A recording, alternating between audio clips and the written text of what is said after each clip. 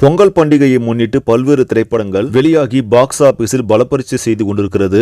குறிப்பாக தனுஷின் Captain Miller, சிவகார்த்திகேயனின் அயலான், அருண் விஜயின் மிஷன் சாப்டர் 1, விஜய் சேதுபதியின் மேரி கிறிஸ்துமஸ் ஆகிய படங்கள் நேருக்கு நேராக மோதி உள்ளன.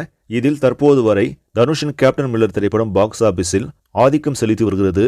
அதற்கு அடுத்தபடியாக சிவகார்த்திகேயனின் அயலான் படமும், மூன்றாவது இடத்தில் அருண் விஜயின் மிஷன் திரைப்படமும், இறுதியாக விஜய் சேதுபதியின் மேரி கிறிஸ்துமஸ் திரைப்படமும் இடம்பெற்றுள்ளது. இதில் வேடிக்கை என்னவென்றால், தெலுங்கு படமான குண்டூர் காரம் திரைப்படம் யாரும் எதிர்பார்க்காத வகையில் படம் வெளியான 4 நாட்களுக்குள்ளாகவே கிட்டத்தட்ட 150 கோடியை நெருங்கி வசூல் சாதனை படைத்திருக்கிறது. அப்படி இருக்கையில் தற்போது தமிழ் சினிமாவை பொறுத்தவரையில் தனுஷ் தான் ஆதிக்கம் செலுத்தி வருகிறார். அவர் நடிப்பில் வெளியான கேப்டன் மில்லர் திரைப்படம் 4 நாட்கள் முடிவில் 52 கோடி வரை வசூலித்திருக்கிறது. அதேபோல் சிவகார்த்திகேயனின் அயலான் திரைப்படம் 4 நாட்கள் முடிவில் 45 கோடி வரை வசூலி தனுஷை பின்தொடர்ந்து வருகிறது.